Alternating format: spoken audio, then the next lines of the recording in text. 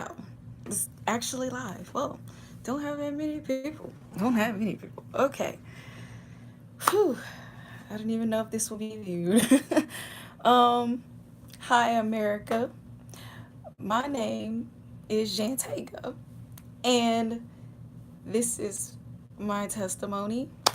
Um, if I have any interruptions during this broadcast, I'm so sorry.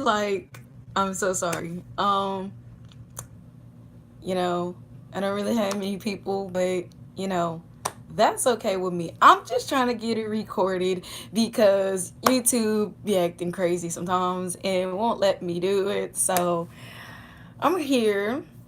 Um, this is my testimony and my journey to Christ. Well, how I started, actually getting into Christ and why I am the way I am now and what Jesus has done for me and what God has done for me and where I want to go in the future and kind of how um what am I trying to say, how my dreams became how they are now from what they used to be.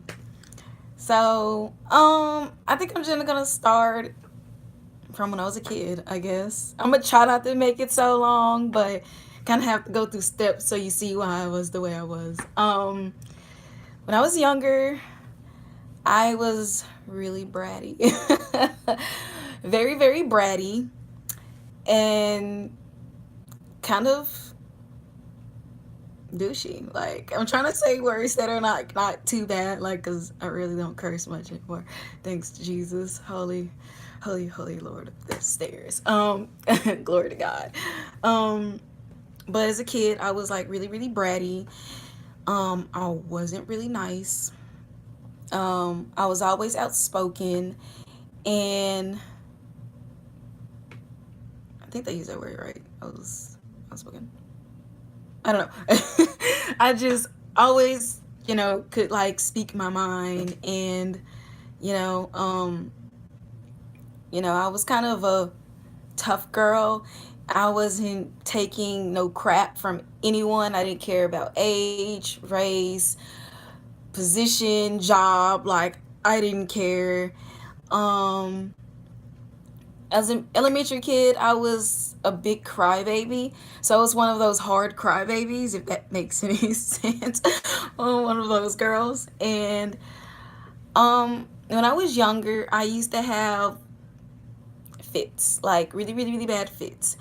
And like I would have like crying spells, and they would last for hours and hours and hours and hours. I would literally lay in my room and I would cry for hours. Like, I could cry for 4 hours, with no problem. And my parents would let me because there was no way they could stop me. And so let's skip to middle school. Um, wow, middle school, I was really, really mean because I was really small. And you know how you watch movies, you're always thinking that you're gonna go into middle school and, well, you're gonna get taken advantage of and people are gonna try to fight you. And so I used to always hype myself up like you a beast. Like, if anybody touch you, they're gonna get these hands. I'm gonna serve them hands and they're gonna eat hands all day. Like, that's it. Like, that's how I used to think. And um I just I don't know, I kind of boosted my own stats, and I became the person I told myself I was. And so I wasn't very, people said I was kind of approachable, but it was kind of hard to talk to me because anything would set me off. Um, I was really, really easy to talk to, but again, like, things were like, could easily tick me off. So people they had to kind of walk on eggshells with me. And, I wasn't really just the nicest person. I could talk to anybody. Like, I can easily, you know, kind of just set in the mood or whatever I'm around. But I I wasn't really a nice girl. Middle school, I went through a lot of things. That's when my depression picked up. My crying spells kind of increased. Um, I used to sit in my room all day in the dark when I would come home from school, and I really sometimes I would talk to my friends, but on the other side of that phone and that computer, they never really knew, but I was just really in a dark room, or I was listening to music. But when I wasn't listening to music, I was back in that dark room in my thoughts, and I began to write and stuff, but it wasn't enough for me. It really wasn't enough. So once I got to high school, I had a lot of anger built up, and I had lost a lot of friends in middle school because I had kind of like I had failed, and so I had lost a lot of friends. Um, we live and we learn. Things happen. It's not really an issue. I don't really look back on it and be like, half of those people that dumped me kind of came back to me. So, as people grow up, they change. But when I got in high school, my anger got really, really bad, and I was a very truthful person, so people loved me, but people hated me because they knew that I wasn't gonna lie to them, but they knew they probably weren't gonna like the way I said it and what I said.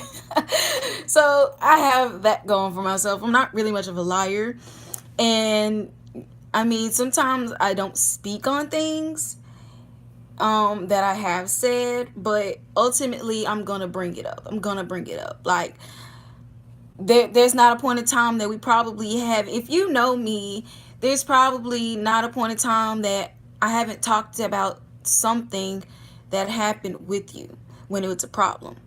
We have either had an altercation, we have sat down and talked, or we've texted about it, we've done something. If we haven't, it's usually because one of us, me or the other person, we just was just like, we can't, we just no that way, like.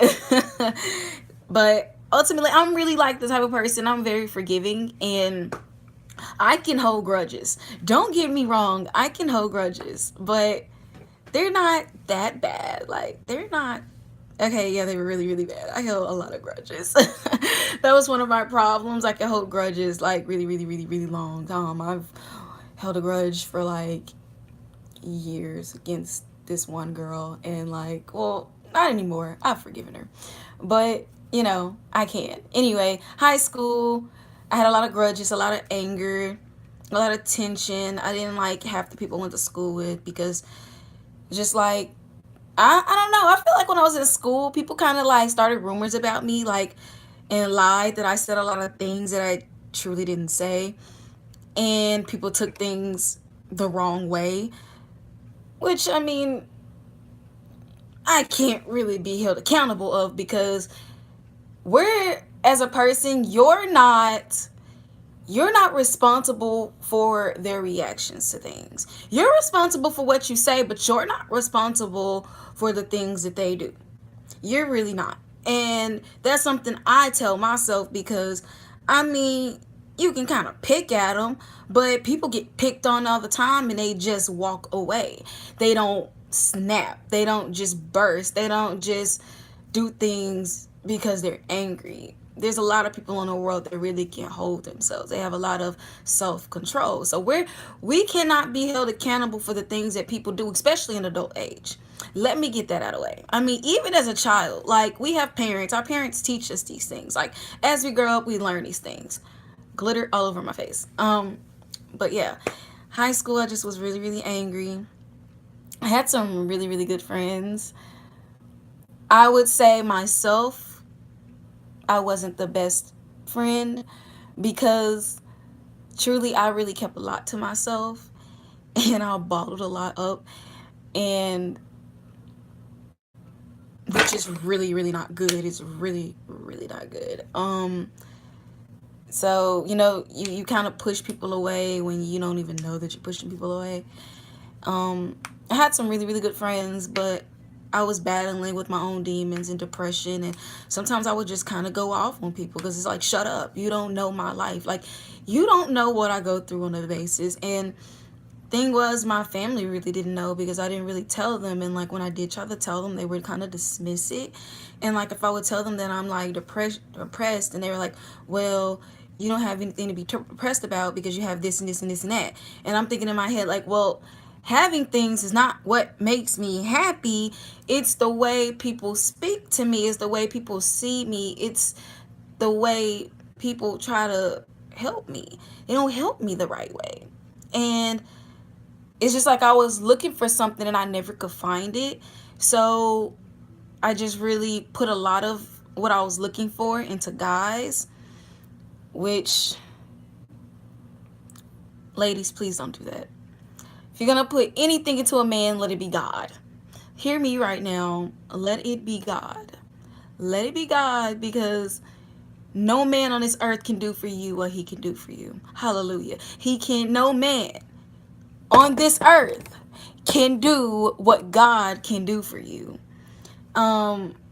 So what are the things that I was looking for, you know, problem on top of depression. So when I would get with guys and they wouldn't do what I wanted them to do or say what I wanted them to say, I would just snap. I would go ballistic. I would be mean. Like I said, I was not the nicest person. I truly don't think that I was nice at all. People all the time used to tell me I was mean. Like, they're like, you're just really mean. And I'm like, I'm not mean. I just tell the truth and you don't like it. Stop talking to me then. Like, because I live no other way. Okay, I lie. We all lie. If we say we don't lie, we truly lying to the atmosphere, ourselves, and God. Like, we do lie. I did lie, but I was like a big liar. Lying was not something that I was fond of, because thing about me is, I always said, why would I lie? Then I have to remember that lie. Then I have to remember a lie to back up my lie. I'm not finna think about multiple lies to back up one lie. You got me jacked up. That's not gonna happen. That's not gonna happen. I'm done with that. That's not gonna happen. So I really wasn't that type of person, but I did still keep a lot to myself that I didn't tell the guys. And in high school, I met this guy, which was really crazy because I was getting over this other guy. It took me literally 2 years, you guys. 2 years. It took me 2 years to get over him. It took me 2 years to get over him. And man, I just was thinking in my head, like, when will I ever get over this? Like, will this end? Like, when will this end? That lamp is like really, really bright. Okay. Hey. Okay. Where was I? Yeah, I met this guy and I was getting over this one guy I had dated. He had left me for one of my best friends. Ugh, those guys. So I really just started torturing him, and I really started hating him, and I really started hating her. Like, I had a lot of animosity towards them, and like it wasn't even like good animosity. Like, I'm trying to find a good lighting. It was no animosity is good, but like it wasn't even like mild. Like, it was severe, like severe animosity. I was like hateful towards them, and I just wanted to ruin their lives. And I think at one point I kind of did ruin their lives, because I don't know, I hope I didn't ruin their lives, but I know at a point I really made him depressed. And if you ever see this video, I'm so sorry. I'm so sorry. I'm not the girl I was in high school or middle school. I'm a full-blown woman, and a woman of God at that. And please forgive me. I'm so sorry. Like, I had a lot of growing to do and a lot of things to drop, and I wasn't there. I wasn't there. But so after getting over him, in an attempt to get over him, I got on this dating website. And so I had, I was just talking to a lot of guys, and I went through multiple guys. I didn't do anything with them because I was still in high school and I was scared to have sex, and I was kind of bottled up and I had a lot of emotional things going on. So I was the type of girl, if you can't deal with me emotionally, you most definitely can't have me sexually. Also, I'm not trying to get diseases, and I truly don't even trust people. So there's that. Um, this guy messaged me, and I seen him, and I was like, well, you're really not that cute. So next, but I never deleted the message. I just left it there. I don't know. I just left it there, and I had fallen out with this other guy, and so I went to just message him. Something in me was like, message him. Just messaged him. So I messaged him, and we actually became really good friends. Started talking. He was really, really nice to me. He was really, really sweet to me, and he took to me pretty well. Like I said, I'm easy to talk to until I'm at that point where I'm angry, and so he took to me really, really well, and we started talking more, and maybe by a couple weeks we started dating. And here is where it really, really starts. I did not know that this guy I met on this dating site was going to be in my life for 5 years. 5 years, you guys. I did not know the day I messaged this guy back, my life was about to like turn. I did not know that. So I met this guy, started dating. He was really sweet. He was very honest. I was a very honest person, so he was a very honest person. Um, we just both were looking for love. We were both looking for love, and we both were young. He was older than me, though. I think at the time I was 17.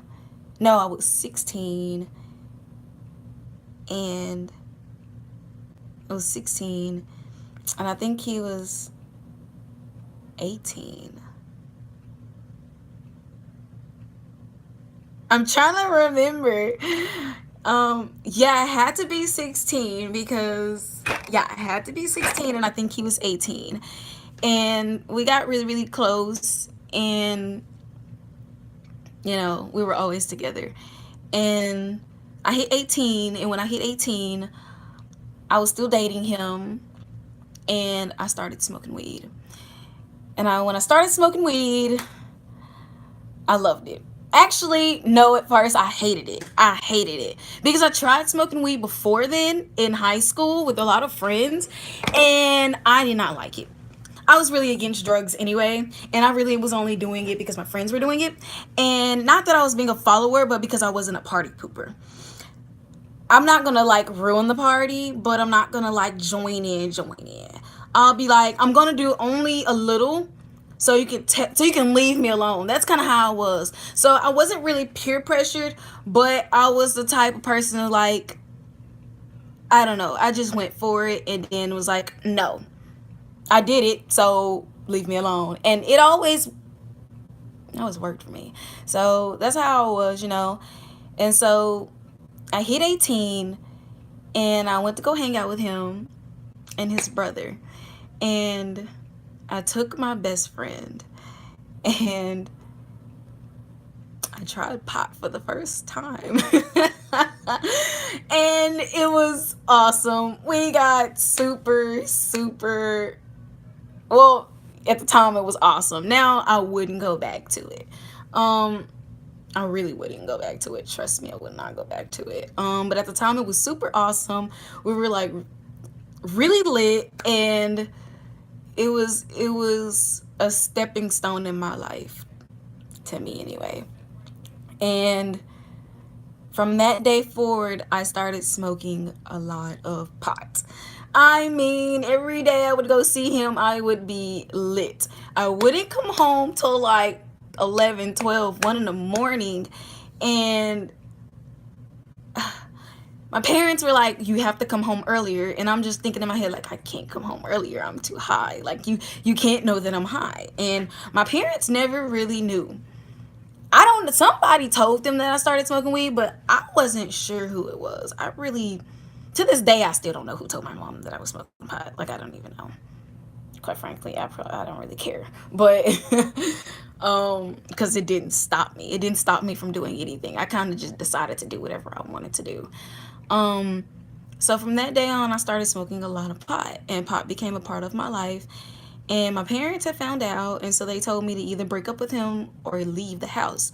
So I left. I said, "You're not going to take my boyfriend away from me. You have your man, I'm going to have mine." And that was that. That was that. And my mom was like, "You can never see him again." So I started sneaking around and seeing him for a long time until my mom was like, "Are you still dating him?" And I'm like, "Yeah. Yeah, I'm still dating him. You didn't get rid of him. I just talked to him other ways." And she's like, "Where do you be seeing him?" And I'm like, "Don't worry about all that." So I was just, doing my own thing. And at this point in my life, I'm being very disobedient of my parents. I'm hiding, and I'm doing drugs, and I'm sneaking around, and I'm staying out late. And I'm only 18 at this point. I'm still a virgin though. I'm still a virgin. I have not done anything. I just rebellious at this point. Rebellious. And um I'm trying to think. So, we really started dating, and I moved in with him. We were together. I think I moved into it in his family with him. And I think we were together for maybe there for a year and a half, almost 2 years. But yeah, they became my family. And when I hit 17, July the 1st, 2000, I can't remember what it was. It would have to be 2014, 2015. 14, 15, 16, 17, 18.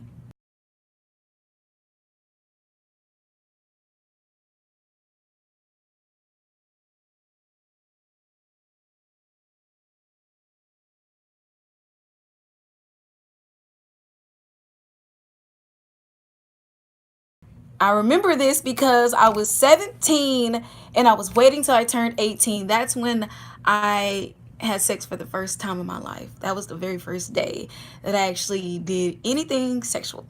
And same guy, that I with while I'm 18, and we're still together for a year and a half, 2 years after that. Um, let's skip to 2016. 2016, I ended up pregnant. Same guy. We're together, we're in love, we wanted to be together forever. We were thinking about getting married. Um, I ended up pregnant. I left him because it was so surreal, and I was like, wow, I am pregnant. We are parents. And I thought about getting an abortion, but I couldn't go through with it. I never even went to the clinic. It was just kind of a thought. Lord, forgive me for even thinking about that. I know that'd be on Judgment Day, but I asked for forgiveness and you forgave me. Sorry, you guys, had to talk to my Lord. But I never did anything about it. But I did leave him, and I did go home, but I couldn't stay home. My parents wouldn't let me be there while I was pregnant. So they had made me leave. I left him and I left them. I purposely took myself to a homeless shelter because I was like, okay, it's time for me to grow up. I need to do this by myself. I'm gonna become a mom. I'm taking care of a whole nother human. I have to learn how to take care of myself in the midst of nothing. So I left home. I left him. I left everybody I knew, and I just had myself and this pregnant belly, this baby in me that I honestly was not prepared for. I was not prepared to be a mom. I was not. It came out of the blue. Excuse me. I knew that I was pregnant, but I didn't know that I was pregnant, if that makes sense. Hold on.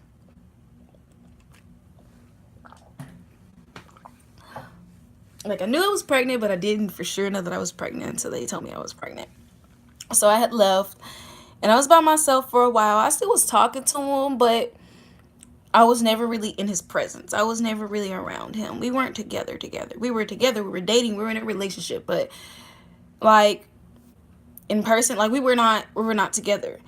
And it got to a point, I think I hit maybe 3.5 months, maybe 4 months. I end up going back to him. And I had started college, and so I had my own money, and I couldn't get a job. I mean, I could, but I didn't want to work because I was afraid that anything would happen. And so my money came from school. I got me a house, and, I had my own place. And so I was okay with that because I was like, I have somewhere to take my child. And so I was like, yeah, we can move in together. So we moved in together, and um, that was the beginning of our family really growing. And we had a pet. He was really really sweet. I miss that dog. um, and we were together. He worked. I was in school. You know, living the dream, I suppose. And like skip to 6 months. 6 months into my pregnancy, I went into labor, and which is crazy because my entire pregnancy I just kept praying. I kept just like, Lord, please do not let me go into labor early, Lord. And then I used to be like, Lord, please don't let me have a C-section. Like, Lord, please don't let me have a C-section. Like, I can't do it. I can't go through that, Lord. Please, please, please, Lord. Like, please. I used to beg him, but I was so afraid, like, and I was always worried about it. And so, you when you ask the Lord something, you're supposed to believe it's gonna happen. You don't have to ask multiple times because he already heard you. He's gonna grant it if you believe it, right? And so I guess I wasn't really in a believing state at the time. And so I just kept begging. I'm like, God, please, like, girls go through this all the time. Lord, don't let me go through this. And 6 months into my pregnancy, I went into labor out of the blue, and I had her November the 22nd, 2017. Nope, 2016. 2016. And I found that I was pregnant, I think April. April had to be because it was after his birthday. So April, I think, yeah.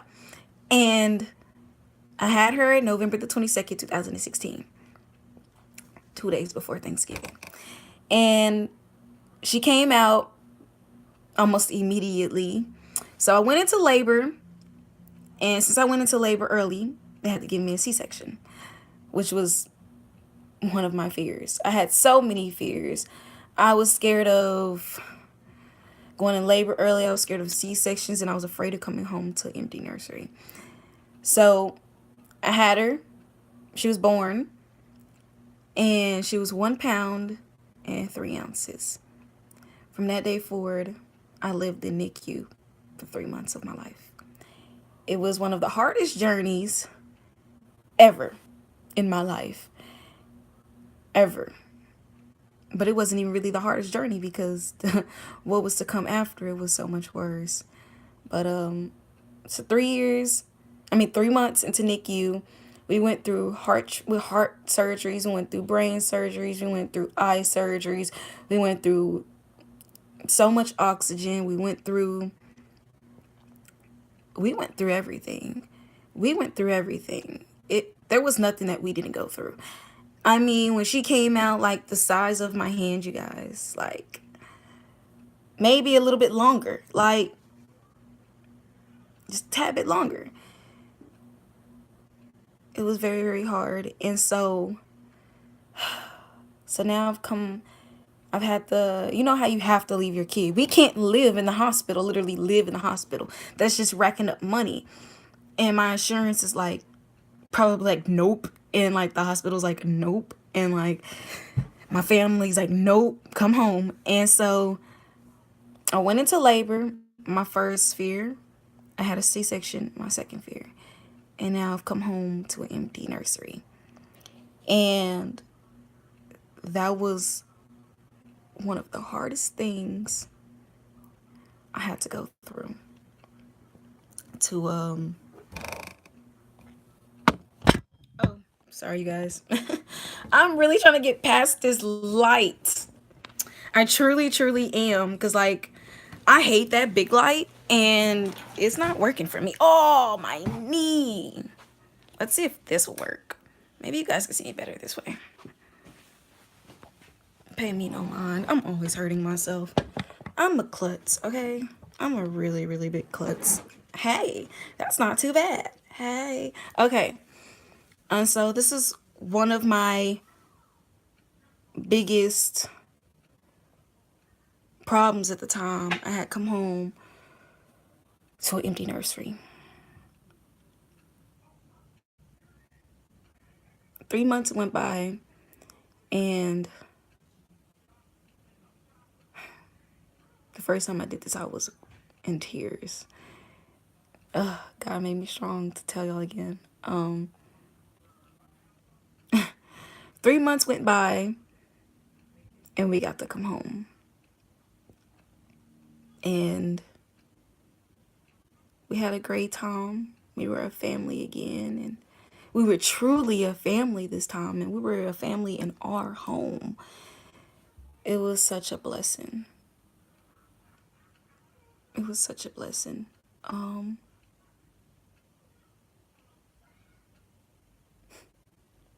Sorry for the long pause, just thinking. 2 months, let's go, 2 months pass.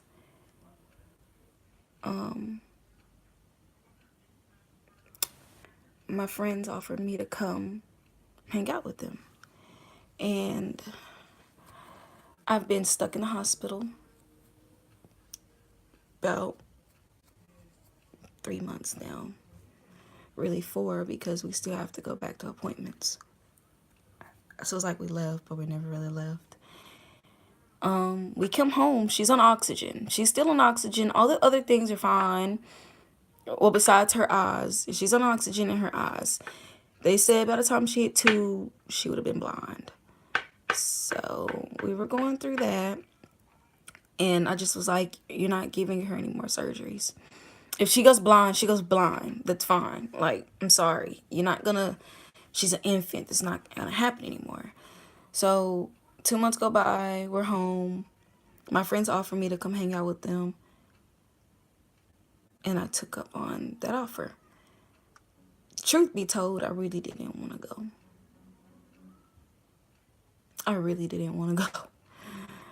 Being a mom, the first time in my life ever, people are always like scared because they can't give them back. I was like, like I don't want to give her back. Why would y'all be afraid of that? Like I was without a doubt in love with my daughter. I was in love with her.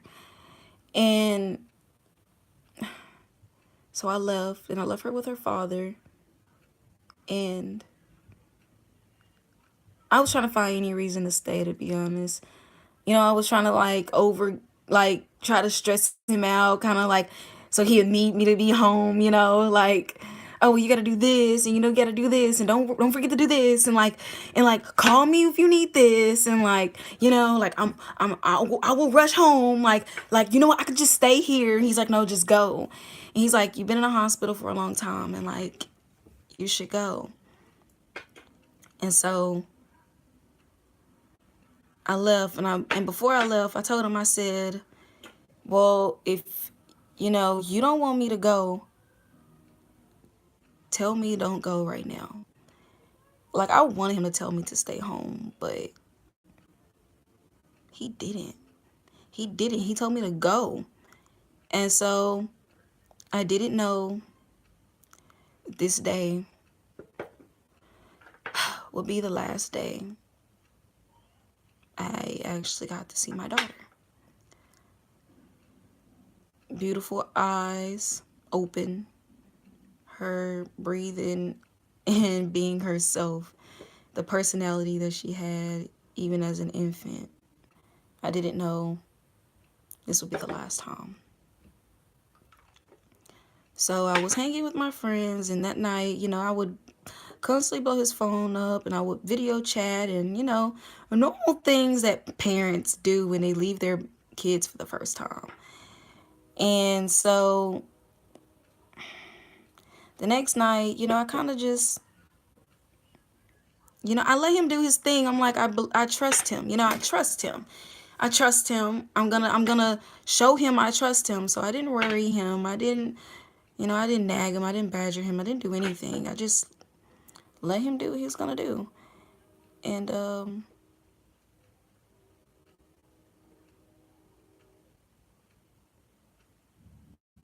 I think I'm trying to think if it was a day or two. I think I was over there on there just a day. It was just a day. And I woke up that morning. Actually, that day I said I left him alone, I think that's the day it happened, actually. I think I'm wrong, yeah. And so I woke up. I have like an internal clock. I'm a mom. I'm a NICU mom. So I have an internal clock. We wake up every hour on the hour to check oxygen. We wake up every 2 hours. I got this on my finger. I'm sorry, I'm fidgeting with stuff. I got, so we wake up every hour on the hour to check her pulse, to check, her heartbeat, to check her oxygen levels. Every 2 to 3 hours, I'm breastfeeding like clockwork. Like clockwork. So I have an internal clock. There is no me skipping an hour unless I'm exhausted from staying up with her because she won't sleep. And she's one of those babies. She will sleep all day if you let her. So I have to wake her up, you know, in between the hours of the day. So I have an internal clock. I know how to get up without an alarm. And so I get up, calling his phone. He's not answering. I'm like going ballistic. It's hours go by, calling his phone, texting his phone, blowing him up, like calling. He's not answering. And now I'm panicking. I'm not getting a call. My baby is not with me. I am panicking. I'm like about to die. And so he finally answers the phone, and I just go nuts. I go berserk like I did when I was younger. Like the old me had just came out. Like I never really changed, to be honest. I never really changed, but I wasn't as bad with him because I loved him. And he gave me something to hope in. He gave me love. So how can I do that to somebody I love? How could I be like that?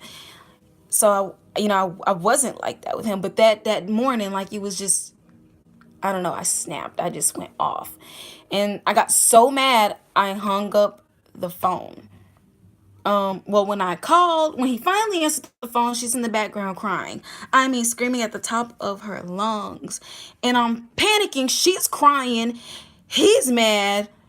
He's not answering the phone, and I'm going ballistic. So everything's like in shambles right now to me at the point in time. Like everything is just a disaster. Everything is in chaos. Everything is just not how it's supposed to be.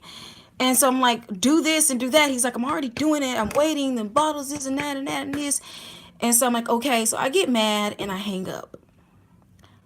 I should have never hung up. I should have never hung up, first off. I should have never hung up.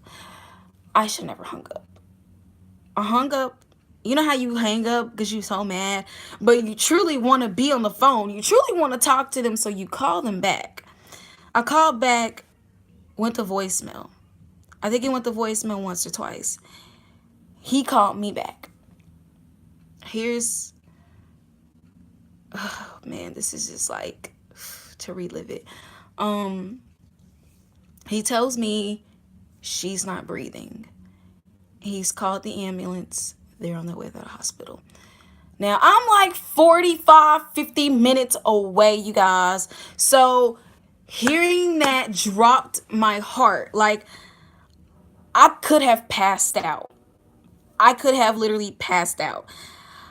I was leaving where I was to get to that hospital. I mean, on the highway going about 90, 100, I don't know. I was zooming through like I was zooming. I don't know how I didn't get pulled over. Like, I was determined to get there before that ambulance got there. Of course I didn't. Of course I didn't. I'm 50 minutes away. But when I got there, she's laying on the bed and she looks very unresponsive.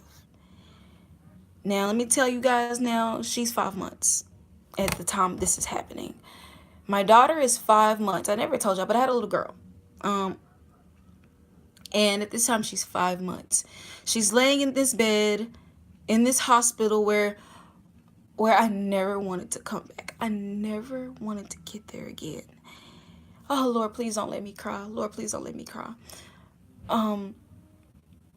So we're back in this hospital where we started, and she's laying there and she's unresponsive. And the doctors and the nurses, and they're like, we need to talk to you. So they take me to a room. It's just me. And I think my mom was in there. And they looked at me. They said, ma'am, your daughter's unresponsive. I said, what? What do you mean she's unresponsive? Like, I just heard her like, what you mean? Like, like 40 minutes ago. Like, I just heard her crying. She was responsive. She was crying. And they said, ma'am, she's unresponsive. She's not breathing. She's not blinking. She's not moving. She's not doing anything. And I'm just sitting there and I'm already in tears because I just got her back. I just got her back. So I'm like, okay, well, what happened? Can you tell me what happened? Don't sugarcoat it. Tell me what happened to my daughter. Why is my daughter unresponsive? Y'all said she was okay to leave this hospital, this exact hospital. Why are we back here? And they looked at us and they said, ma'am, we see this a lot. I'm like, okay, so what is it?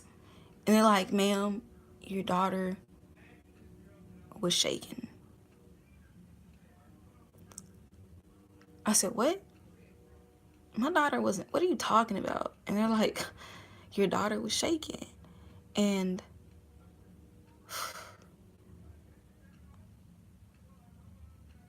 I'm like, no, she wasn't. Like, it's something else. And they're like, your daughter was shaken, man. We've seen these injuries all too, like we see this all too often. Like, your daughter was shaken. And so I'm crying. And I'm just sitting here like, he wouldn't do this. Like, that's her dad. Like, she was the only person with him. They're like, ma'am, that baby was shaking. There's nothing else we can tell you. Like, that baby was shaking. They were like, we will do 2 tests. We will do 2 tests to see if we can get, they were doing brain activity tests. She failed the first test, which was, I think, the day after, 2 days after, the day after, I think. And she failed the test. So she had one more test. They did the test a whole different day, a whole different doctor, a whole different staff. So nothing was wrong. Nothing was manipulated. Nothing, could be like, well, we did something wrong. So they did the second test. They were like, ma'am, she failed. And they only would do the test twice. So my family's in distress. I'm in distress. I don't know how I'm not crying right now while I'm telling you guys this. My first video was, I was distraught. I was destroyed telling you guys this. But I think the Lord put some strength in me to do this. Like, he put some strength in me because, yeah. And I was battling with a lot. And I was trying to get through my head, like, how could he do this? He'd been with me for 5 years at this point. And he never really put his hands on me. He never really did anything to harm me. He saved me from a lot. Like, and he taught me a lot. Like, I truly thought he was the love of my life, and he never hurt me. I mean, he made me mad and hurt my feelings as a woman, but I mean, physically, he never put his hands on me. He never did anything like this. So I just couldn't understand. And so it took me a long time to kind of believe the doctors, because I guess I just didn't want to believe. I didn't want to believe them. I was searching for every answer. Like, I'm like, well, is it because she's a NICU baby? And they're like, no, ma'am. Like, this is shaken baby syndrome. Like, these, and she's like, everything is fresh, ma'am. Everything is fresh.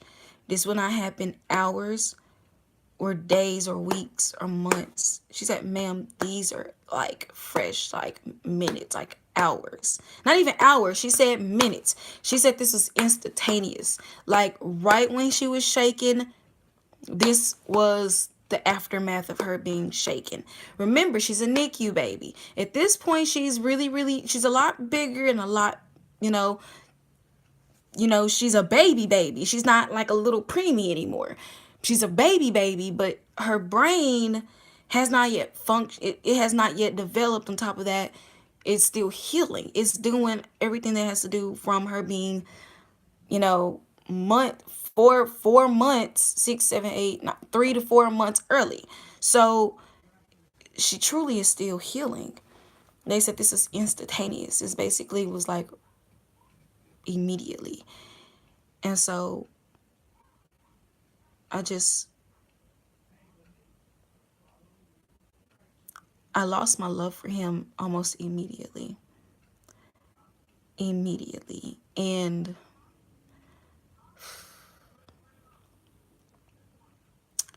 I tried to spark my love back with him, but I couldn't do it. And I know a lot of y'all are probably like, why would you try to do that when he did that to your baby, when they clearly said that he did it? Well, because I love him. Because I love him. You don't spend 5 years with somebody and just drop it. If you did, you were never in love. Love is not easy. Love is not easy. So I tried to rekindle it some way, but we just lost a child that we've been fighting months to save. So it was really hard. And our life was built around her because we were now parents. Well, we seen ourselves as parents. That's all we were. We were parents. We were parents. So losing that took a toll on us, took a toll on our relationship. So eventually I left him days, maybe a week after this situation. Because I was like, I can't be around you if you did this. I can't do it. So I left him. And this is where my life kind of went downhill. I left him. I started doing pills. I started taking a lot of pills, and I started drinking. I guess this is my way of coping. I stopped smoking weed for personal reasons, but I went back. So I was smoking weed, I was popping pills, and I was drinking. I started drinking beer, and I was drinking alcohols. It would be nights I would drink both. I had to drink them together. Like, I would be clearing tall boys.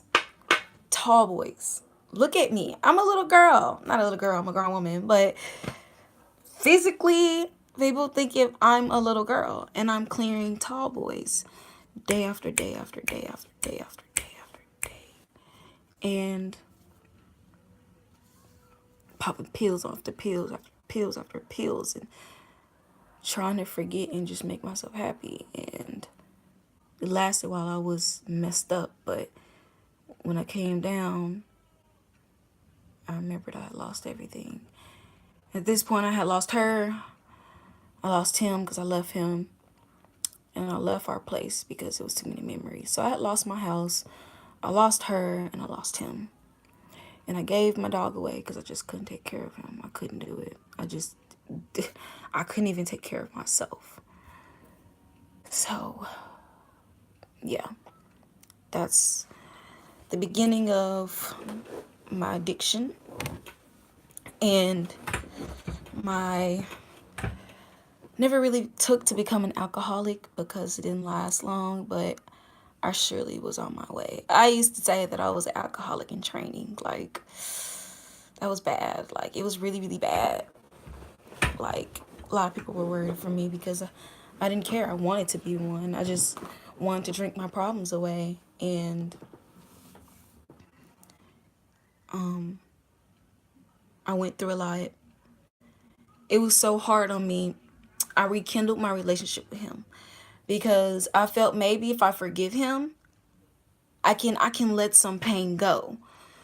So we started back talking, and every time we would be together, we would pray, and we would talk to her, and we would pray to God, and we would ask for forgiveness. We would say that we were sorry because we come to the conclusion that both of us should have been better parents. We should have been better as a couple.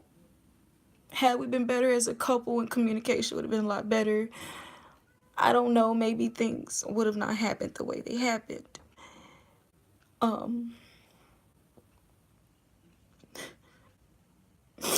We started praying to God a lot and talking to her a lot. And we was just always ask for forgiveness. We was always say that we were sorry. And we knew we were wrong, and we both blamed ourselves. I blamed myself because I should have never left.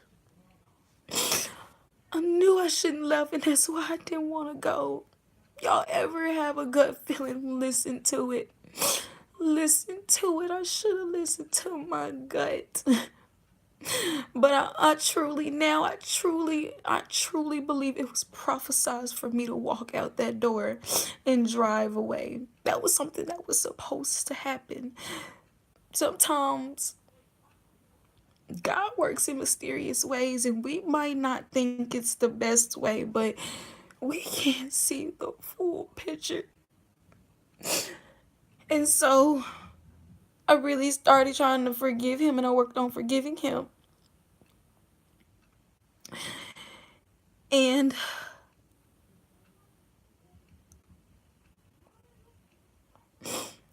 in the process of doing this, I think we did rekindle our relationship because we started opening up about things that happened in our past relationship that you can't really talk about when you're in a relationship because you're in a relationship. So now that you're outside of a relationship and you have things to think back on, you can kind of like observe your years and the things that you've done and what you've done wrong and what you should have done better. And if it's ever to come back and you have the chance, what will you do different, And I think we really did spark our relationship back. But we never got back together because I was still battling, the loss of my daughter, and so was he.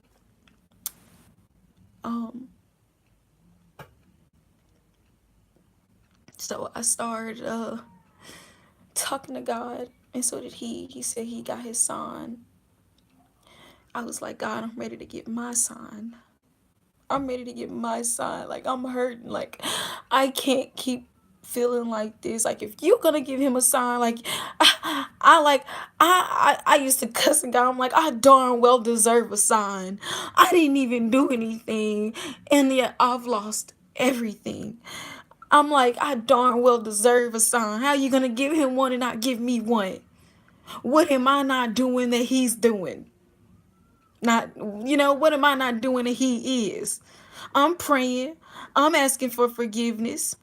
I'm saying I didn't live right. I'm saying I should have been better. I'm saying I'm not perfect. I'm asking for help. I'm telling you I'm broken. I'm telling you I'm broken. What am I not doing? So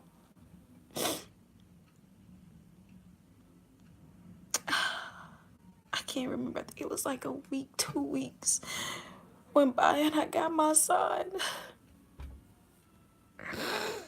And so I got my son. So I started going to church. But then I started working at Walmart. They wouldn't let me go to church. They didn't care. They always scheduled me on Sundays and the earliest shift possible to the latest shift possible, or like the latest shift possible. Wait, you know, I couldn't do nothing on Sundays. I couldn't do anything. It was literally, now I'm thinking in my head, it's like the enemy was against me. Like he was not going. He was not going. The enemy was not going. And so I started going to church, but I was still going through everything. I truly wanted to forgive him, but at the time I was still battling forgiving him. It was like I fell in love with him before I forgave him again. I fell in love with him again before I forgave him. Crazy, right? Now I know I'm like, God works in love. God works in love is probably why. So the more I fell for him again, the less I hated him. But I still couldn't trust him. It was over for trust. Trust was dead. I couldn't even trust you with your own child. Like, no way I could trust you with my life. I started going to church. I went through a lot. I didn't get to live where I was living anymore.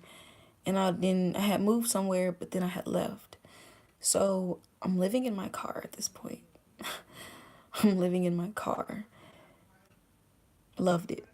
Loved living in my car at the time because I was in isolation mode. And I was a big drinker, a big smoker, and I was big in popping pills. And I couldn't be like that around people because someone was always saying, I shouldn't do that, I shouldn't do that, stop doing it. So I didn't really want to hear it. I didn't want to hear it at the time. And so I stayed to myself and I stayed in my car. My car was kind of my safe haven because my car is what I got for her. And so the car wasn't really my car. The car was hers. She got older, she was going to have that car. And I had a lot of her stuff in my car. So, it was kind of like a tiny shrine. And so I used to pray to God in there. And I used to pray to her and talk to her. And as I'm doing this, I'm getting jacked up. I used to pass out in my car. Like, I knew I would have to pull over. I never drunk and drove, but I smoked and drove and popped pills and drove. But I never drove long while I would pop pills. I knew better. I knew better because that's not the way I wanted to go out. I don't want to die in a car crash. I don't want to die like that. So I knew better. But when I would feel myself getting too messed up, I would just pull over in some type of parking lot where I could sleep, and I would just pray. I would talk to her, and I would just get messed up. And this went on for months, you guys, months. While I'm working at Walmart, I'm living in my car doing this. I tried to find any outlet to heal myself. I spent like $3,000 to $4,000 on clothes. I shopped every day. I bought weed every day. I bought pills every other day, and I bought beer and liquor every day. So I took care of none of what I was supposed to take care of.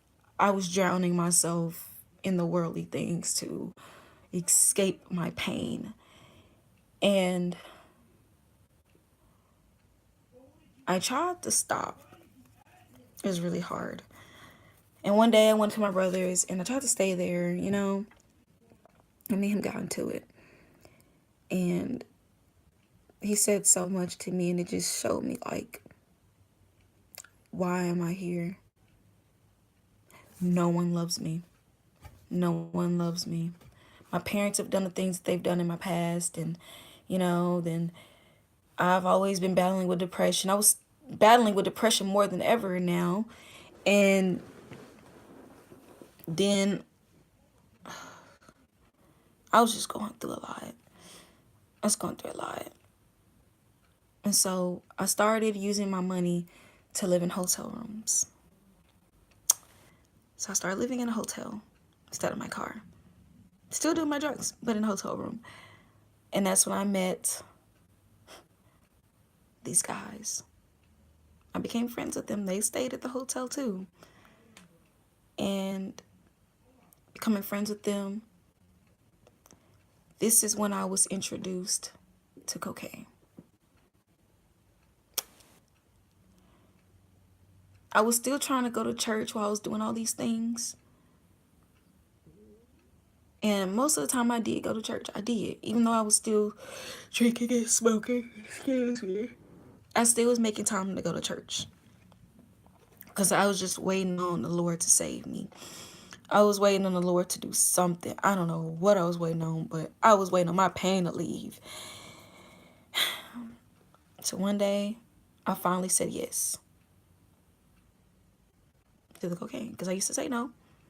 I just smoke weed. I don't do nothing anymore. I had stopped popping pills, but I started popping pills again.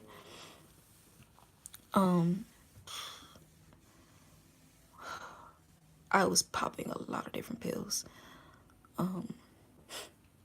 Can't believe that I've done this because I always said that I never would. But I eventually was introduced to cocaine, and I started doing cocaine.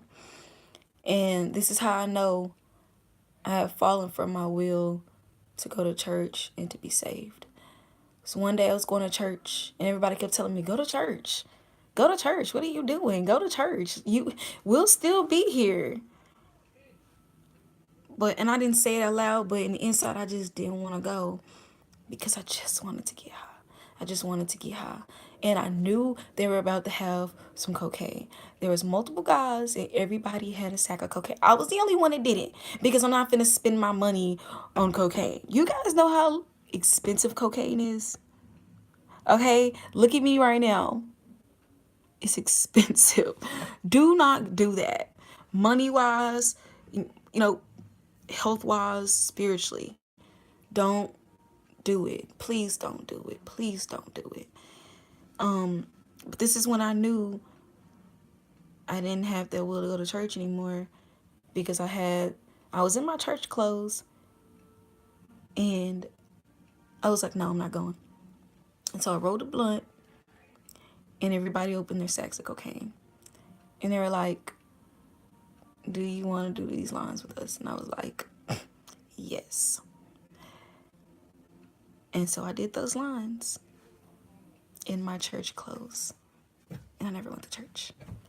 And after that, I never did go to church again. Let me go back a little bit. After I told you I got into it with my brother, and I just didn't feel like why I was here. That day, I tried to kill myself. I don't know how I missed that. I tried to kill myself, and I took a bottle of pills. Now I know people say, well, that's so cliche. You should have knew you weren't going to live through that. Well, the thing was, each pill was 500 milligrams, and I took over 40 pills. I should have died. I should have died. Something told me to go to a church parking lot. I did tell people, I told 2 people, because I wanted them to stop me. I wanted them to stop me, but I had already started. And something in me was like, well, if you started, continue. And I literally said that to myself. I was like, I had a moment. I'm like, oh, I can't believe I just took all those pills. And then something in me was like, I literally said this out loud. I was like, well, you already started. You might as well finish. I said that to myself. And so I started taking more. I told 2 people because I wanted them to stop me. These two people, neither one of them were my best friend because I was ashamed and I just didn't want to tell her. Selfish, I know, but I just didn't want to tell her. And she's seen me go through so much. She was going through it with me. She was one of the friends I was with when this had happened with my daughter. And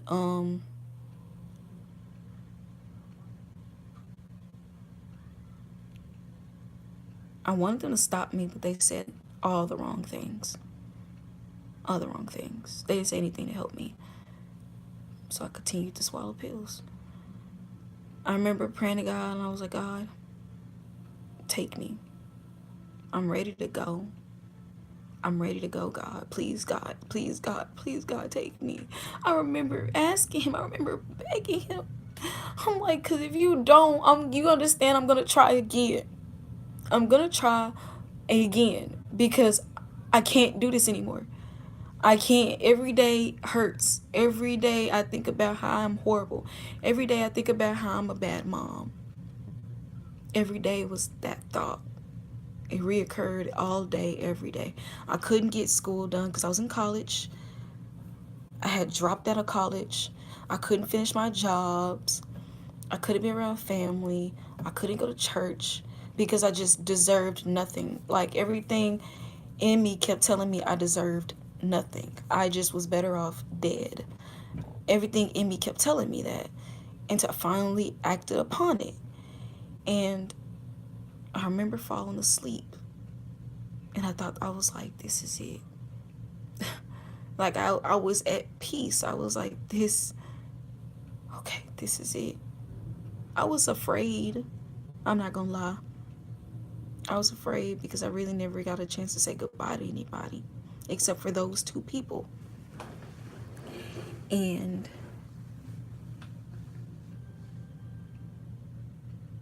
I remember before I passed out, I went to a church parking lot. I'm smiling because you guys, the church saved my life.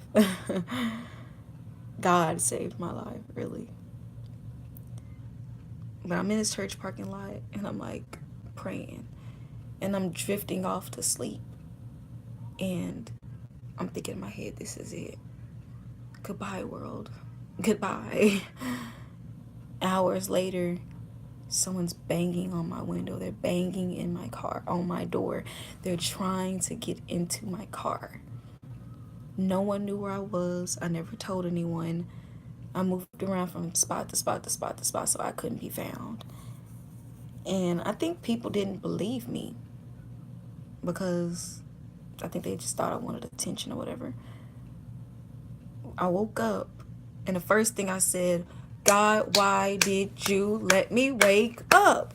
Literally just like that. I mean, smacking my hand and I'm like, no, like I am enraged. I am enraged with myself. I'm enraged with these pills. I'm enraged with life. I'm enraged with God. I'm enraged with anything in a spitting distance. I am enraged. Like, I can't believe I just lived after popping about 45, 50 pills. There were 60 pills in the bottle and I took most of the pills. How am I alive? How? How? How am I found when I told nobody where I was? So I look up. I'm sorry, I'm so uncomfortable. And I look up and the one banging on my door is one of the guys I said goodbye to. He found me and he pulled me out of that car. He put me in his car and he rushed me to the emergency room. I could not walk, so he carried me.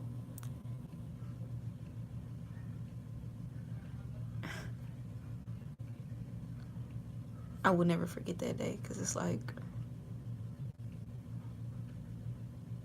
I was so distraught and he had so much love for me. It was just refreshing to have that after so long. And I was going through everything. Let's skip ahead. I tried again. Well, I didn't try again, but I wanted to try again. So some weeks went by, some months went by. I was still battling what I was battling with. And Um, I tried to run away. I tried to run away. I was about to go from one state to the other, and something in me was like, where are you going? It's not time to leave yet. You can't go yet. You can't go yet. So I changed my route, and I went to some place for domestic abuse, like people. Like, I know, like, I wasn't domestically abused. I mean, I was before, but not really to where I need to be there. Like, I put them hands in his life. Like, I squared up. Like, you're not gonna hit me.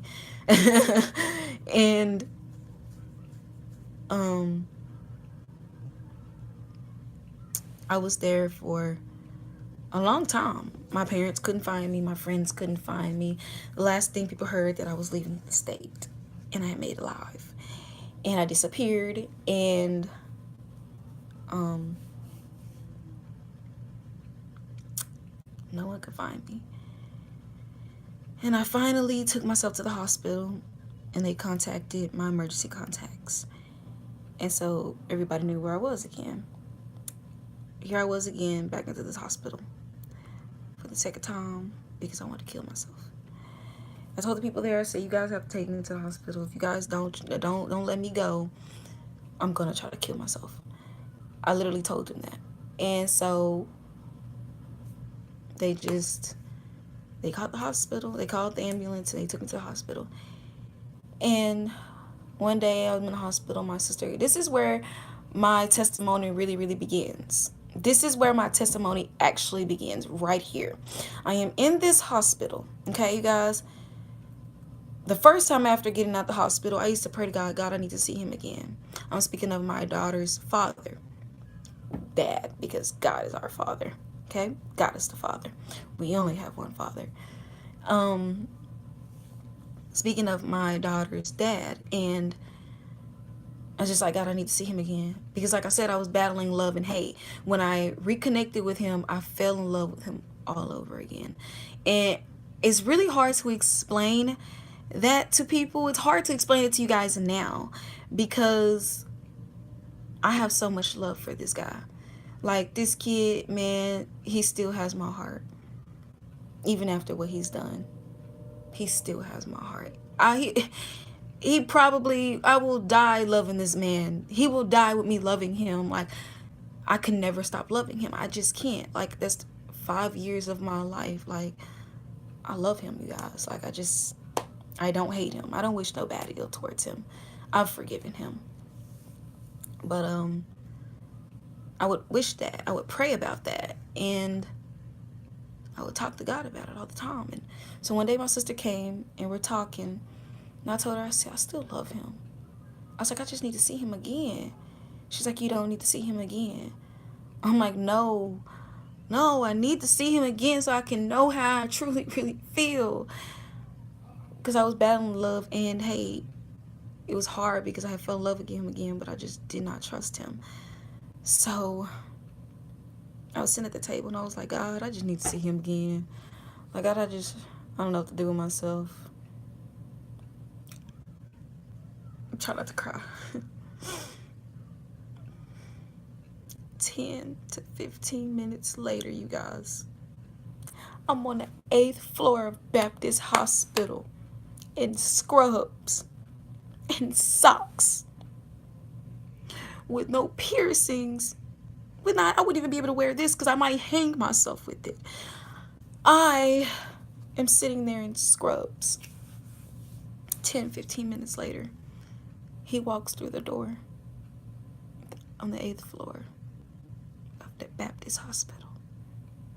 I was not in contact with him. We haven't been in contact for months. We weren't allowed to talk because a case started because of how my daughter's life ended. And my sister was shook. I was shook. He was shook. The nurses were shook because all the nurses knew why I was there. And, you know, he ran. I cried. I broke down. I stormed off. I locked myself in a room. Took a nurse, um, I forgot what they're called, um, caseworker, and a nurse. Get me out of the room. I got out. I didn't break down till my sister left. And because one of the nurses acted like she didn't care about what happened. And I broke down. And I told them, I said, listen, somebody needs to bring me a Bible. Somebody needs to come pray for me because I don't know what's about to happen. I said, I'm not happy. He just looked too happy, you guys. Like, he was just having the best time of his life. And I'm sitting in this mental hospital on the 8th floor in scrubs, freezing my butt off, trying to find a reason to live. He's found every reason to live. He's got the brightest smile, and I don't even know how to smile. All my smiles are fake to make other people happy because I'm a people pleaser and I like people to be happy. And he ran. So they brought a chaplain. She brought a Bible and she prayed for me. She tells me her testimony. I tell her what happened and I tell her how I ended up there. She asked me about trying to take my life the first time. I told her about it. I told her where I was and why I tried to do it. And something compelled her. Because remember I told y'all I went to a parking lot. And the parking lot was a parking lot of a church. She asked me, what church? So I told her the church. And she looked at me and she said, Jantega, listen to me right now. I said, yeah. She said, honey, that's my church. I said, what? She said, that's my church, honey. And I just started crying because I'm like, I'm in shock. Like, how did I randomly meet somebody who goes to the church where I tried to take my life at? And she was like, honey, that's holy ground. God not gonna let you die there. And I'm like, well, I was just hoping that I got into heaven while I was there. I wasn't trying to be saved. I was trying to just make it into heaven. And I was like, well. And we go on and we talk. She prayed for me. She gave me her number, which she's not supposed to do. And she looked at me. She said, this is my last day working here. She said, and I wasn't going to come in today, but something told me to come in today. And I think it was God telling her to come to work so she could meet me. And she told me, she said, when you get out this hospital, walk inside that church and see who would have found you and see what you would have missed out on. So I said, okay, I'll go in and I'll meet them. I went in and I met them. I told them, about my life and stuff. And I had went to this guy's after I got out. After she left, I kept praying to God. I was like, God, I'm going to change. I'm going to change. I'm going to change. I'm going to change. I'm going to change. No more drugs. No more alcohol. Oh, and I didn't say this at the time, but I was a really, really big sex addict. I was a big sex addict, and I needed sex constantly. I couldn't deal without it. Like, I needed it. Like, you know how people constantly move? I constantly needed to have sex. I needed it. Like, I needed my drugs. Sex was one of my drugs. And I was not having sex with those guys for drugs, though. That was the cool part about them. They just gave it to me. That was Jesus on my side. That was Jesus on my side. That was Jesus on my side. That was Jesus on my side. Thank you, God. Thank you, Jesus. Thank you, Jesus. Thank you, Jesus.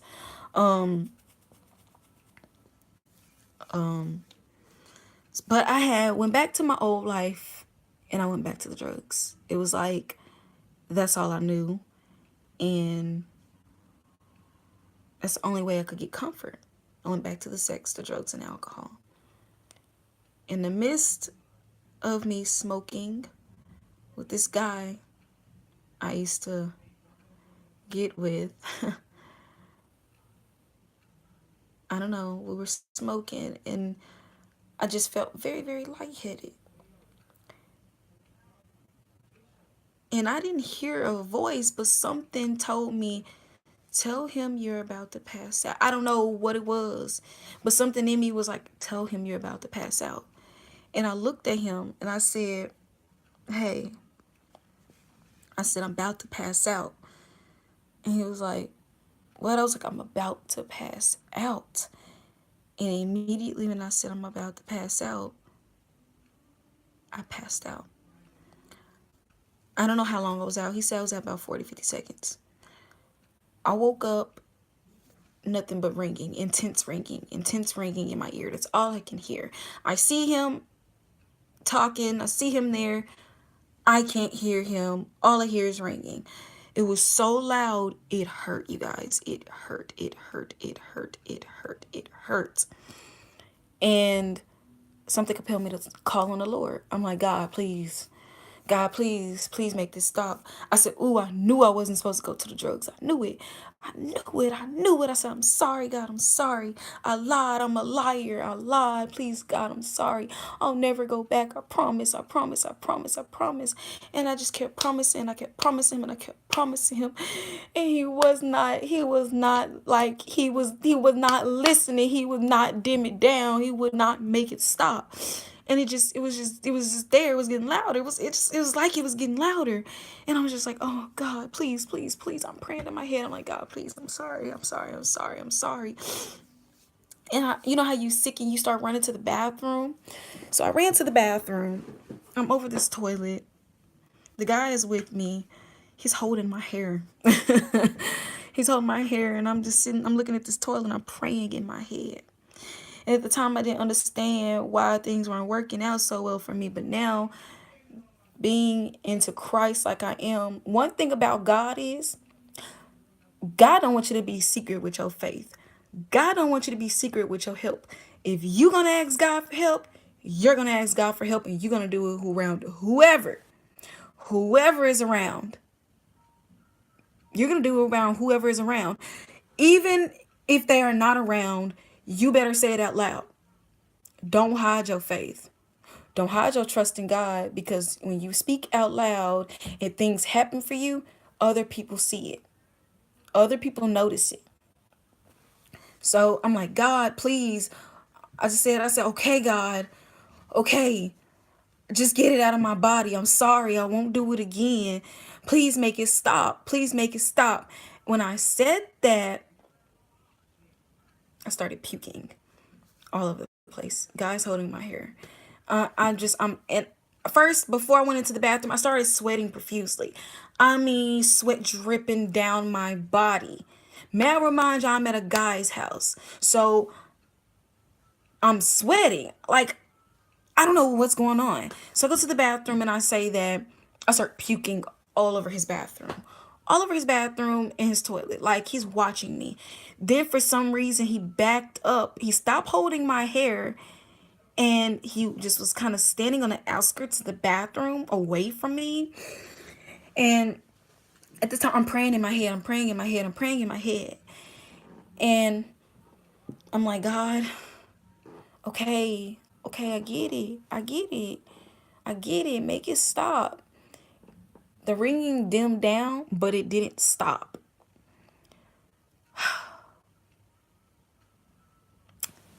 I said, God, please, please, God. But things weren't really, working out. I looked at him and I said, get out. You're distracting me. He said, what? I said, you're distracting me. Get out. So he got out. I started praying out loud. That's when things really started happening. I started confessing that I was living wrong. I knew I was wrong for going back to the drugs. I said I wasn't going to go back. I lied. I'm a liar. I'm a sinner. And I just kept telling him, like, God, I just can't do it. I can't do it by myself. So I'm so broken. I'm so broken. Like, I'm telling him, like, God, I can't do it. God, I can't do it no more. I need it. I need these things, but I need you to help me, because without you, I can't do anything. After I said that, I start using the bathroom all over the place. Now I'm at a guy's house. Remember this. A guy I used to mess with. So now I'm throwing up all over his house. I'm sweating all over the place, and I've used the bathroom. I'm throwing up, using the bathroom, and sweating. Wow, what a great mixture. What a great combo. And after I stopped using the bathroom, I just kept talking to him. And then I got this burst of energy, of self-motivation, and I'm like, okay, God, okay, I can do this, I can do this, I can do this, I can do this, I can do this, I can do this, I'm gonna do this through Jesus. And it's the first time I've ever actually said I can do something through Jesus. I kid y'all not, that's the very first time in my life I really said that. I said I can do this through God. Then I said I could do this through Jesus. I said, we gonna do this, Jesus, we gonna do this, we can do it. And I just felt so good, you guys. It felt so good. Here's the best part. I looked up to the heavens. Oh, I looked up to the heavens and I said, God, I have not had this type of motivation since I was a kid. And it felt so good. I said, and it feels so good, God. I feel so confident. I never felt like this in my life. I felt so empowered, you guys. I felt so empowered. And immediately when I said I never had that type of motivation, my heart got warm and I literally could feel myself being healed. I could literally feel Jesus touching me. Everything I felt went away. That pain I've been feeling since I lost my daughter, instantly gone. Instantly gone. My need for marijuana that I've been smoking since I was 18 was gone. It was gone. The need for pills and alcohol was gone. That cocaine was gone. That sex was gone. Everything was gone. It was gone. And to this day, I'm telling y'all, this months later, I have not done anything. One time I did slip up on sex. I'll admit that. God took that person out of my life because that person wasn't trying to help me. One time I thought about changing my life. I tried to go back. God sent somebody to me and they told me, they said, whoever trying to get you to go back, tell them no. You know, God is watching you. It's the first time I've ever met them. And I did try to change this the same day I met them. And that scared me. I haven't had sex since that one time I slipped up. I haven't had sex. I haven't done anything. And ever since, I've just been so free. I have no desires. And if my desires do come back, I mean, they have a couple times. Because, you know, God take the training wheels off. He's like, okay, you're doing good. Let's see if you can do this by yourself now. Okay, I'm going to kind of let go. I'm going to let go a little bit. I'm still there with you. You know how, so you teach somebody how to ride the bike, but you let them go, but you still run with them. It's like God let me go, but he's still walking with me. Jesus is there, you know. Jesus is walking with me, but he not holding on to me. It's this little, he giving me some space now.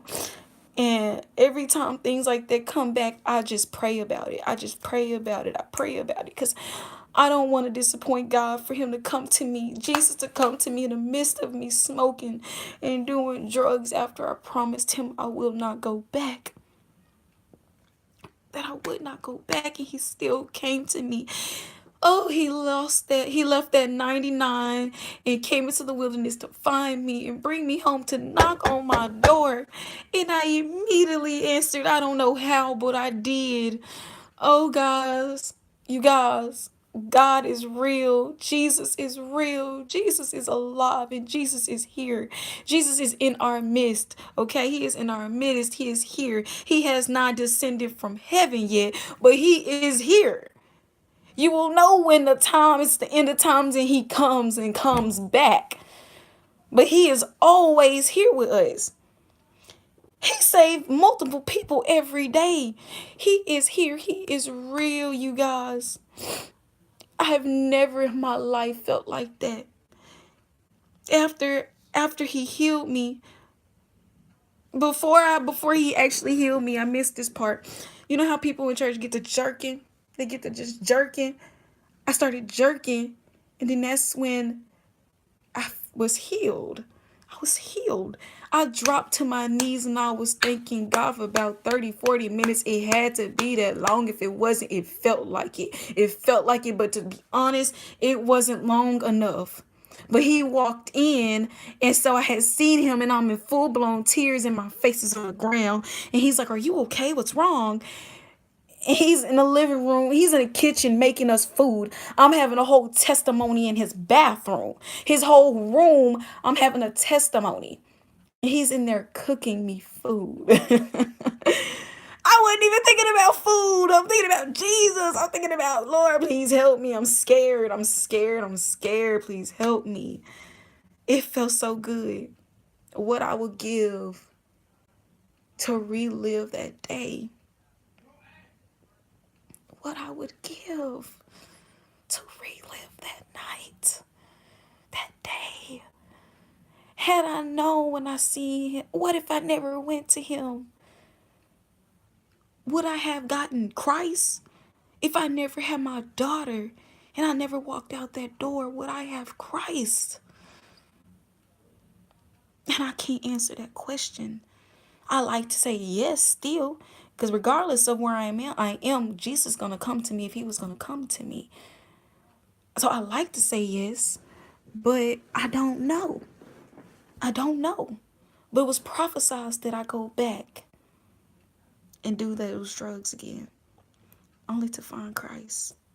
And really, I didn't find Christ. Christ found me, because Christ came to me. I was praying all this time. And when I was smoking that blunt, you guys, I did tell God, I said, God, I know I said I was going to stop, but I just can't. I can't. Then we sparked the second one. I got through the first one. We smoked two. And the second one, I passed out in the middle of that one. And I think when I got to that second one, that's when he was like, okay, I'm stepping in. She's not going to stop. And truly amazing, guys. What I would give. Oh, Lord, what I would give to relive that day, Lord, please. I've never felt anything like that. And it's like I know the Holy Spirit dwells within me. But to be a new believer, to have that fresh fruit of the Spirit, it is undescribable, you guys. It is undescribable. It's like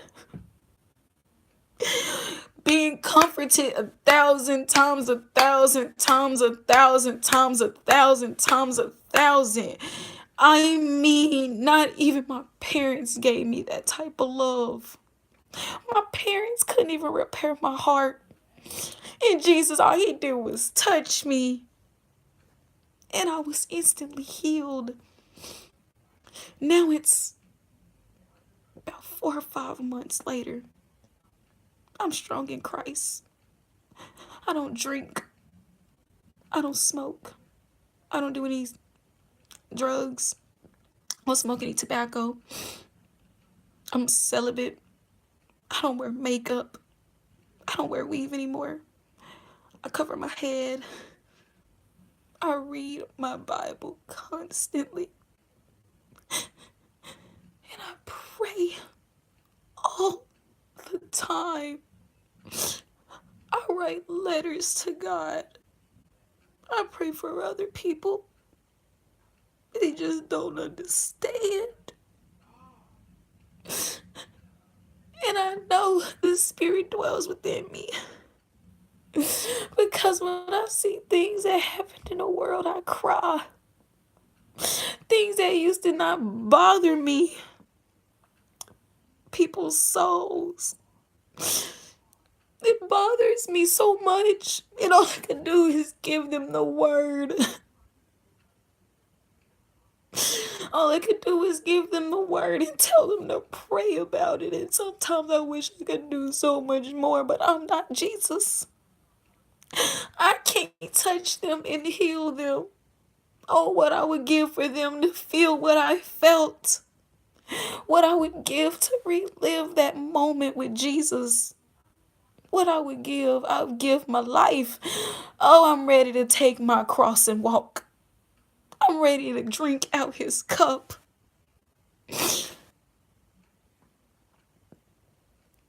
God's got great things for me.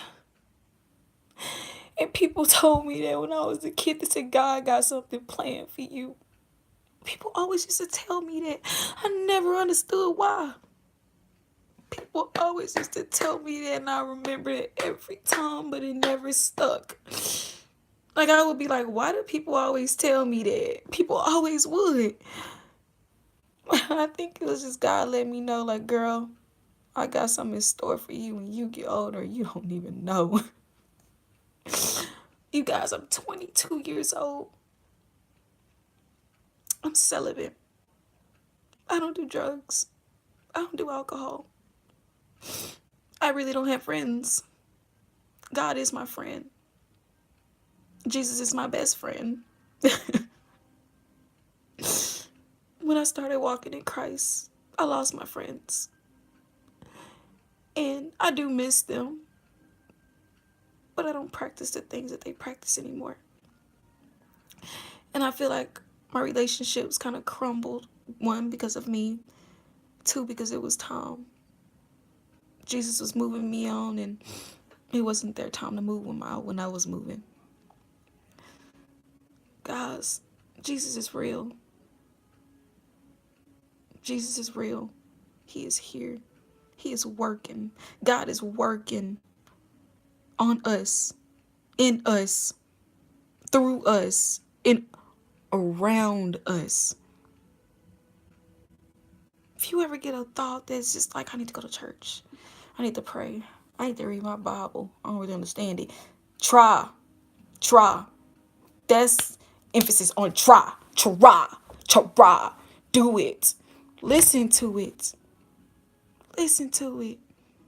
Keep praying. And if you've been praying for the same thing over and over and over and over and over again, and it has not happened, it's coming. Your blessing is coming. If you've been asking to be redeemed, to be freed, for help, God hear you. God want to see what you gonna do first. God want to know if you're gonna be constant with him. And I'll be honest, I wasn't always praying every day, but I did always go to him when I was doing wrong or when I needed help and when things would go good. I would. Wasn't all the time, but I did try to make it a habit. I tried. It paid off. You guys, it took me almost 2 years after my daughter. And a lot of people never get, they never get healed. Some people are still going through grief. I'm so grateful. God don't want, I just like to think that God didn't want me hurt for a long time. Because eventually I was going to be distracted or I was going to die. Because I used to tell him, Lord, if you don't take me, I'm going to keep trying. I'm going to keep trying. I told him I'm going to keep trying. I'm going to want to do it again because I'm not happy here. I hate life. I hate earth. I don't belong here. I don't deserve life, God. I used to tell him that I don't deserve it. Why won't you take me? Why did you take her? Why didn't you just take me? Sometimes I want to ask that, but I know better because I know he has a purpose for me. We always want to ask questions, not because I don't trust him, but because I truly don't know why. I truly don't know why other than it was meant for me to come to Christ. You know how Jesus is God's lamb? The sacrifice? I think she was my sacrifice. I only had her to lose her. Kind of like God only really had Jesus to lose Jesus to the world. I had Mila to lose Mila to the world. That was her name, Mila. Mila is my lamb. Jesus is too. Because, Mila can't forgive my sins. Jesus can. But I'm saying, if you understand the sacrifice of what I'm saying, she's my sacrifice. Jesus is my bigger sacrifice. But I'm saying that I'm kind of trying to cross it, kind of intercept it, whatever. But you guys know what I'm trying to say. She's my lamb. And I wonder if I could find this in the Bible, because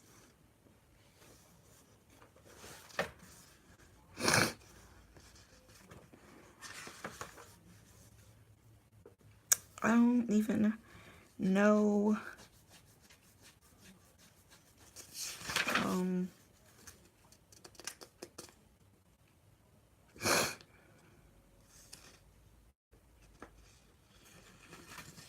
I'm really trying to find this right now. I'm trying to hurry because I don't want you guys to be like waiting forever. But this goes to what I was saying earlier. Hold on.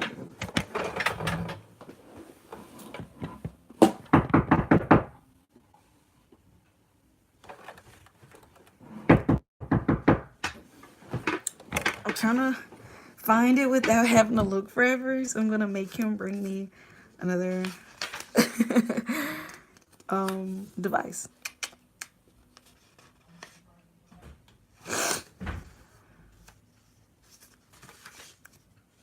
Christian!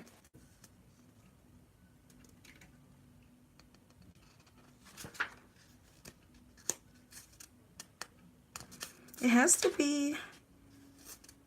Ha! Found it. Ha! Hey. Okay. When I said Jesus left the 99, came to the wilderness, and saved me, brought me home, and redeemed me. I want to read this.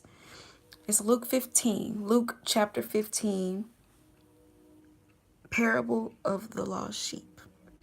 Tax collectors and other notorious sinners often came to listen to Jesus teach. This made the Pharisees and teachers of religious law complain that he was associating with such sinful people, even eating with them. So Jesus told them this story. If a man has 100 sheep and one of them gets lost, what will he do? Won't he leave the 99 others in the wilderness and go search for the one that is lost until he finds it? And when he has found it, he will joyfully carry it home on its shoulders. When he arrives, he will call together his friends and neighbors, saying, "Rejoice with me, because I have found my lost sheep." In the same way, there is more joy in heaven over one lost sinner who repents and returns to God than over 99 others who are righteous and haven't strayed away. And that's the parable of the lost sheep. I was once a lost sheep, and now I'm one of those righteous that are in the 99, while he leaves us to go find that one sheep that's lost in the wilderness. And thank you so much, Jesus. Yeah. So that's my testimony. I know it's really, really long, and I jumped a lot around, and I'm sorry. I should have wrote this down, but I'm glad it wasn't as emotional as the very first time. This is my testimony of how I've come to Christ, my life, and where it is now. I used to want to be a lawyer and then a prosecutor. I didn't quite want to be a judge, but I was thinking about it. My mom about to come here, watch. I don't know, never mind. Okay. And now I want to become a missionary.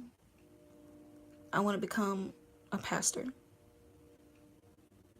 And, I want my own ministry. I want it to be Nah, it's not y'all business. Y'all will see in the future. But I want my own ministry, and I want to be able to preach the gospel. I want to travel, and I want to talk about God. I want to talk about Jesus. I will do it because God is calling me to do it. And I'm just at the beginning, but I'm praying hard every day for my purpose. I'm praying every day to just put me where he need me to be, because I can't live any other way. I could never really truly repay him, but I could dedicate my life on this earth to him.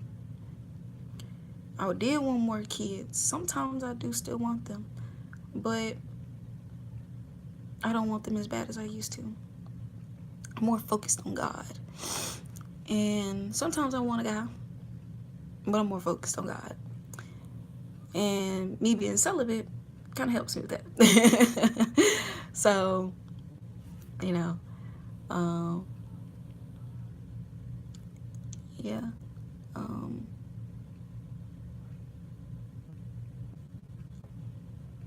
God is calling me. Jesus is pushing me. I just want you guys to know, if it can happen for me, it can happen to you. And I was never really religious, but I was broken. And God works well in the weak. That's for sure. So you guys have a blessed day. And keep this in mind. And keep your heart open and soft, because God can't work in a hardened heart. He just can't. He won't even try, because time and time again you don't listen. Whoever you are that has hardened their heart.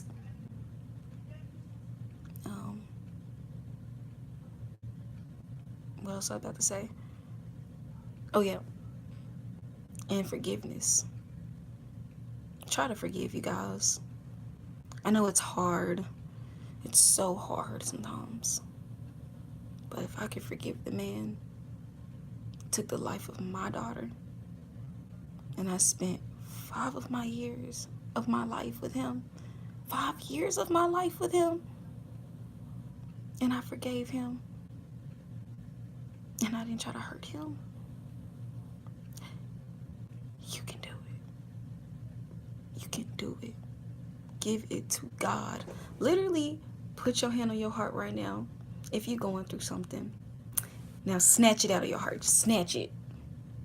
And look up and say, "Here, God," and throw it to heaven.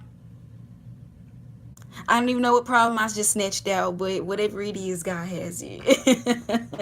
Jesus, I gave it to you. Did you catch it? Did you catch it? Don't let it fall back in me. Here, look, don't let it hit me, please. Just snatch it and give it to him. Tell him you don't want it anymore. Tell him you don't want it. Because healing is real. Redemption is real. Salvation is real. Do you know where you're going? Do you know where you're going when you die? Whoever you are, do you know where you're going? Are you sure that you're going to heaven? Are you sure about it? If you can't answer that question, you living in sin. The righteous knows where they're going. Those that follow the Lord's decrees know where they're going without a doubt. We are confident. I'm confident I'm making it into heaven. Like, I'm confident. Are you? I'm confidently expecting it. Take my saying. You are confidently expecting to get into heaven. I want you to pray after this video. Ask for salvation. Ask for redemption. Pray in the name of Jesus. Tell him you sick of doing it by yourself. Tell him you don't even want to do it by yourself. Say, God, you there to take it. Here, you can't have it. Tell him you've been living a sinful life and you are ready to not live a sinful life. We are human. We will live in sin. We fall short of glory every day. But it can be done. Just pray and believe. Really seek him. Those who seek him wholeheartedly will find him. You guys, do it. Please. Not for me. For you. But not even for you. For God. We're only here to glorify him, you guys. Glorify all of his creation. We are a part of his creation. We're only here to get sent back to him. Don't you understand? Before you go anywhere, you going to him. He's the one that's going to tell you where you're going in for eternity. He's the one. He's the one. Do this for him. Nothing in my life I've done by myself. I take credit for nothing. I didn't save myself. Jesus saved me. Jesus died for my sins, so my sins were forgiven. Once my sins were forgiven, Jesus came to me when it was time, when he knew I was ready to change. And that's how it goes. Sometimes we do want change, but we're not ready to make certain steps for change. God works according to our hearts.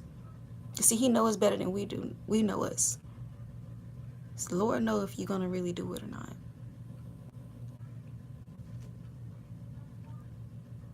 He knows. Are you going to heaven? You guys have a great day. I love y'all. And God bless. May the Lord shield you guys, and give you confidence and strength and wisdom, knowledge and insight. May he do that for y'all. I love y'all. Thank you for tuning into my very, very long testimony. Thank you so much, and good night.